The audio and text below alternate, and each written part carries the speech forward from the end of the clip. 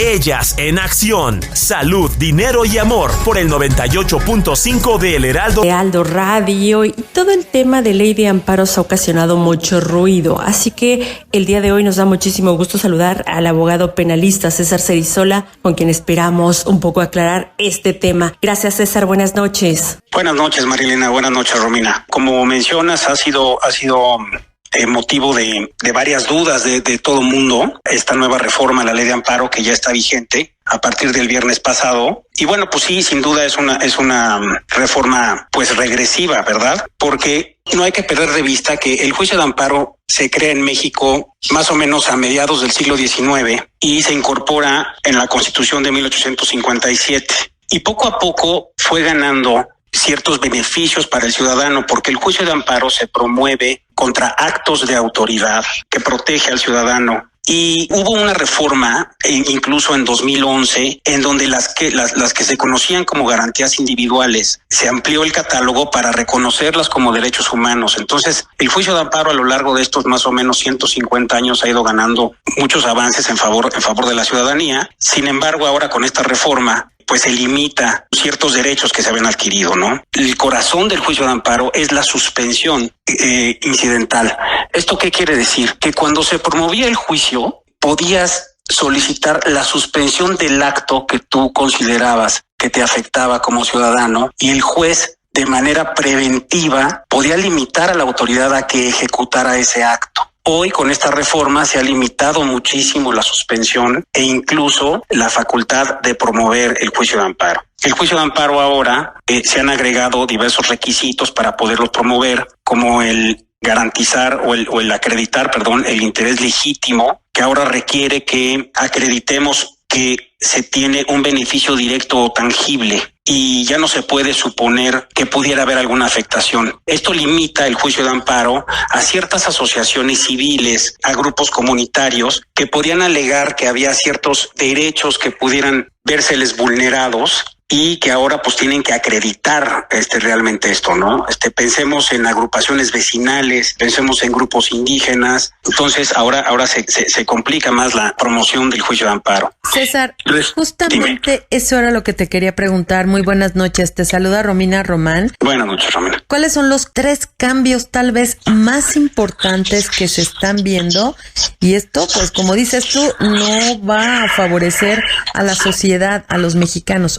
¿Por qué? Bueno, cambios significativos, desde luego, ahora sí que generan mayor dificultad, tanto para promover el juicio de amparo como para solicitar la suspensión provisional, se encuentran en el 107, que son los requisitos, en el artículo 107, que son los requisitos en los cuales procede el juicio de amparo. Y en este caso, como les comentaba, lo limita a que tengas que acreditar un interés legítimo que te afecte de manera directa. Ya no puedes decir, oye, somos un grupo ambientalista y queremos promover un amparo porque están construyendo una obra en donde puede afectar la ecología. Ahora tendrías que ser, por ejemplo, el propietario del predio en el cual están construyendo la obra. Ya no pueden ser grupos de asociaciones civiles. Por otro lado, y muy importante, en materia fiscal, se limita la promoción del juicio de amparo. Ya no lo puedes promover en cuanto tienes una afectación, sino que ahora te señala específicamente que puedes promover el juicio de amparo hasta la convocatoria de remate, es decir, hasta que prácticamente te van a ejecutar tus bienes por un crédito fiscal. Por otro lado, en relación con la suspensión provisional que se encuentra prevista en los requisitos en el artículo 128, pues antes solamente necesitabas solicitarlo y que no se contravinieran disposiciones de orden público. Era todo lo que se requería. Ahora tienes que acreditar que existe el acto reclamado, que de verdad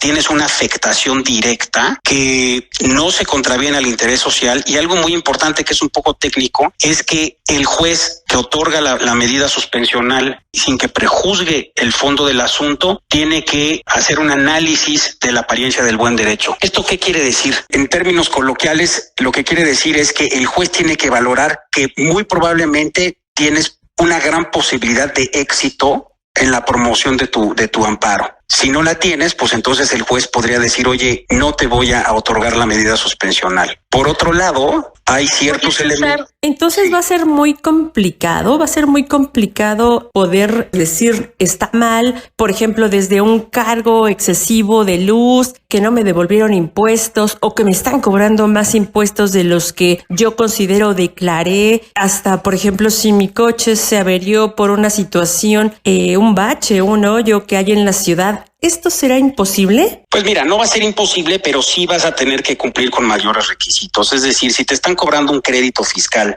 vas a tener que garantizar ese crédito para promover el juicio. Entonces, pues tu crédito fiscal puede ser de 100 pesos o puede ser de 100,000 millones de pesos, ¿no? Entonces, pues tendrás que garantizar para que no te ejecuten el crédito. Por ejemplo, va a haber congelamientos de cuentas por parte de la Unidad de Inteligencia Financiera, en donde no es procedente la suspensión. Entonces, nada más te van a limitar, y así se establece en la nueva reforma, que permitirán disponer de ciertos recursos, pues para salarios, para alimentos, pero no podrás disponer de los recursos y la medida suspensional no procederá. Por otro lado, tienes que acreditar la licitud del dinero, es decir, el gobierno no está obligado a acreditar que los dineros son ilícitos, sino que tú, por tu lado, tienes que acreditar, si el gobierno considera que los dineros son ilícitos, que no lo son, lo cual pues contraviene el principio de que el que afirma está obligado a probar, ¿no? César, definitivamente la semana pasada que finalmente se aprobó, exministros, juristas, organizaciones civiles advirtieron retrocesos en esta reforma. Sin embargo, las personas que son vinculadas, digamos que a Morena, dicen que se busca frenar todos los abusos que se cometieron.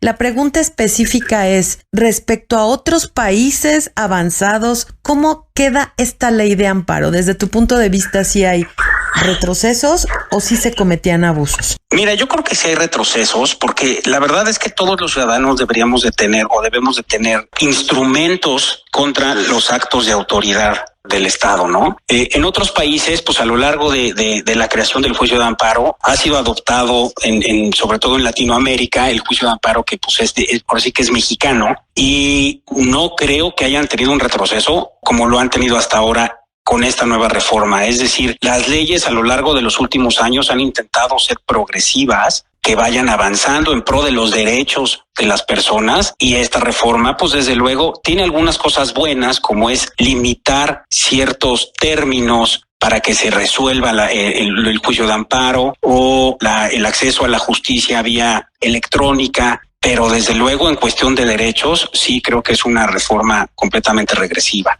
César, ¿hay algo que se podría hacer, modificar esta reforma, aún cuando ya ha sido aprobada, para que tenga mejores resultados del supuesto objetivo que se tiene alcanzar por parte de las autoridades? Pues yo creo que ahora es difícil, porque pues ya está publicada y ya entró en vigor el viernes pasado, el viernes 17 de octubre, incluso se publicó en una edición vespertina, la del jueves, y entró al día siguiente de su publicación, entró en vigor. Entonces, pues ahora tendría que haber una nueva reforma para que no se apliquen estos nuevos artículos. Lo veo difícil, y bueno, pues tendremos que ir viendo cuáles son los criterios tanto de los tribunales colegiados como de la Corte respecto de la aplicación de esta ley, ¿no?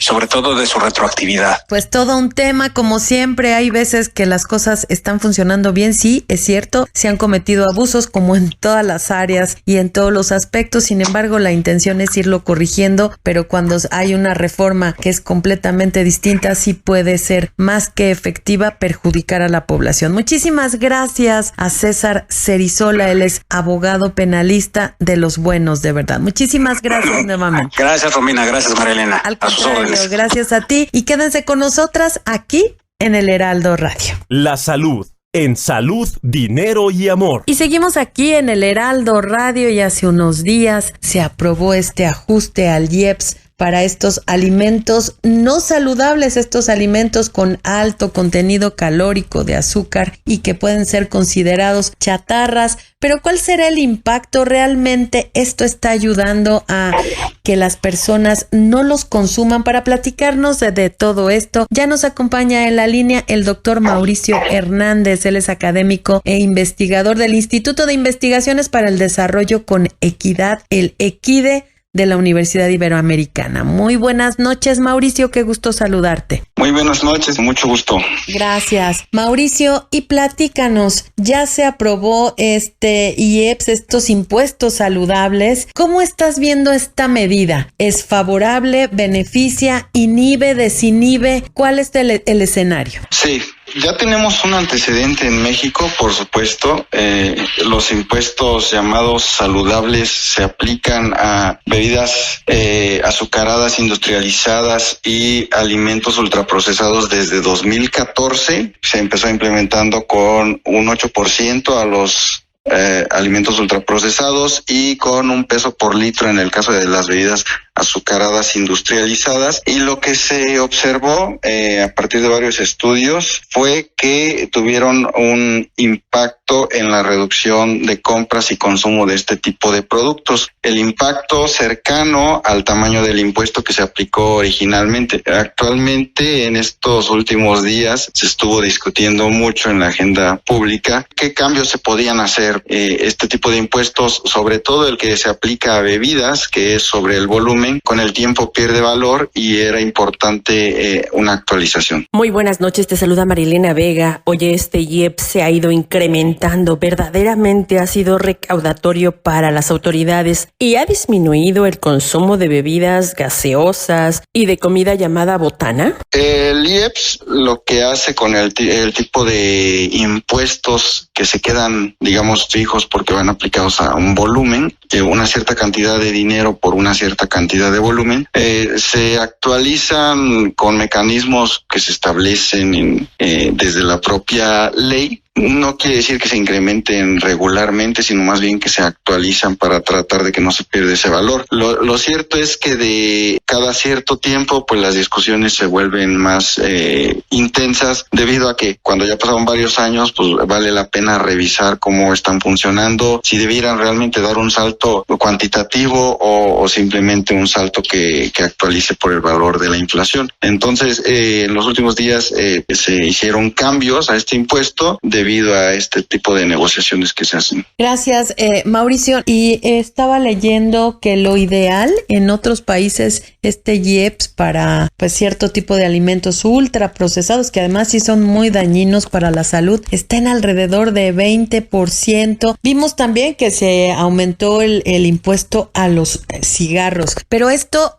además de que, bueno, finalmente sí tiene un impacto positivo y que debe de acompañarse también con medidas en las escuelas y en las publicidades y que los padres de familia deben de contribuir, el daño que le podría provocar a la industria, porque Coca-Cola ya dijo que va a reducir el contenido de azúcar en los refrescos, pero ¿están viendo ustedes un daño para la industria? Tú dices, disminuyó el consumo, lo que creció el impuesto, pero la disminución de estos alimentos, ¿qué tanto puede ser? Así es.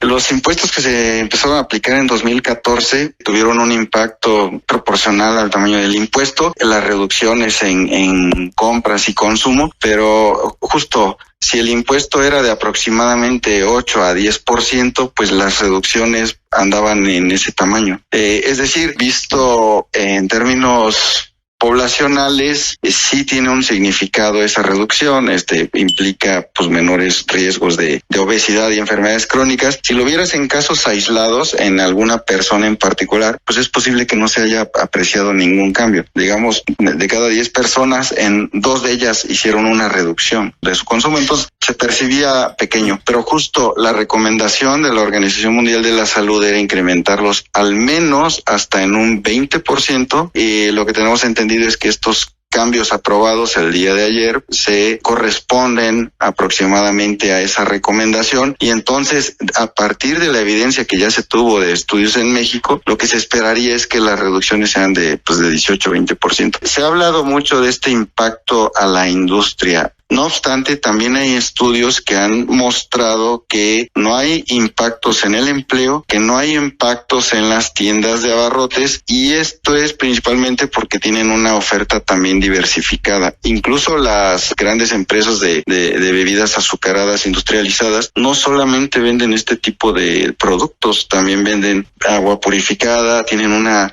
cartera que ellos mismos en el tiempo, en esta última década, han diversificado porque se dan cuenta que deben mejorar su oferta de alimentos y bebidas y también para evitar riesgos para ellos mismos y su sostenibilidad en el tiempo. Comentabas, los impuestos no son una solución que por sí sola ya resuelva la crisis de obesidad y enfermedades crónicas, debiera acompañada de todo un conjunto, un paquete de políticas que de manera integral atiendan varias de las dimensiones relacionadas con los entornos alimentarios y relacionadas incluso con el sistema alimentario. Es decir, Mauricio, precisamente... Sí. Mauricio, sin embargo, la realidad es que pese al incremento del IEPS, las bebidas gaseosas y este tipo de comida no ha disminuido, no ha impactado en la alimentación de los mexicanos. Por el contrario, sigue incrementando hasta 3% y la recaudación del IEPS para las autoridades no es representativo. Hay otras estrategias que se han aplicado en otros países que podrían beneficiar mejor a México. El IEPS es una medida fiscal muy estandarizada entre los países que se aplica a los productos altamente demandados y que están teniendo algún impacto ya sea en la salud o en el medio ambiente. Entonces los casos típicos pues, son el petróleo, alcohol y tabaco. Y esto, te comentaba, pues es un instrumento de uso estándar entre los países. Lo que cambia es pues esa intensidad. Por ejemplo, Qatar está aplicando un impuesto de 50% a bebidas azucaradas industrializadas porque ellos están muy comprometidos con prevenir el desarrollo de enfermedades crónicas. Eso es más alto incluso que lo que ha recomendado la Organización Mundial de la Salud. Y comentabas hace un instante el caso de los cigarros. ¿Por qué los cigarros tienen un impuesto de hasta 160%? Pues porque tienen un impacto bastante nocivo en la salud de las personas y por eso se debe desincentivar su consumo. Y todos estos productos, aunque tienen ahí algún componente de adicción, no obstante, sí hay una reducción, es decir, cuando se aumenta el precio, las personas reaccionan reduciendo su consumo. Entonces sí es importante aplicarlas siempre acompañadas de otras medidas. Ahora, en términos de recaudación, no le he dado seguimiento en el último par de años, pero sí la recaudación ha sido importante. Para el caso de México es una fuente de ingresos que es importante y además en los últimos meses el gobierno ha comentado que va a redirigir esta recaudación precisamente a políticas de salud pública y prevención que justo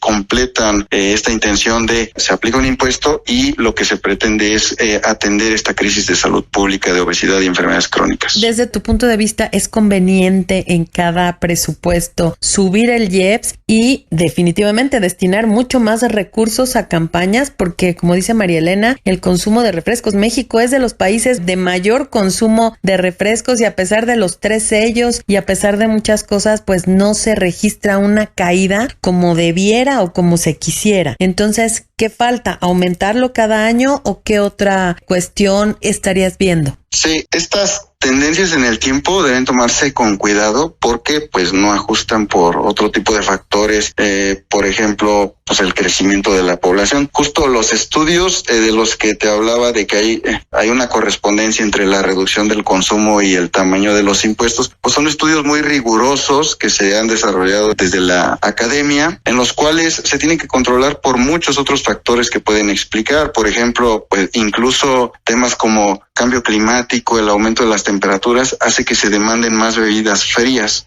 Entonces, todo este tipo de factores se debe controlar. El crecimiento de la población, los precios. Cuando uno hace un análisis ya muy integral, muy completo, considerando todos estos factores, justo es cuando se puede asegurar que hay un incremento o no hay un incremento en el consumo. Y definitivamente son tan sofisticados que no se pueden hacer mes a mes, entonces habrá que revisar siempre. Darle seguimiento a las tendencias es importante, pero hay que ajustar por todos estos factores. Y estas discusiones que se hacen sobre cuánto se aplica o cuánto no se aplica, pues es la manera de implementarlo a través de la ley de ingresos, que la ley de ingresos pues definitivamente es algo, digamos, muy general que rige toda la recaudación del gobierno, tanto impuestos como no impuestos, que así funciona de hecho en todos los países. Cada año se tienen que revisar esas leyes de ingresos, presupuestos de egresos y no hay de otra. No es que se aumenten los impuestos, sino que se actualicen para que no pierdan valor respecto a la inflación. Y en el caso de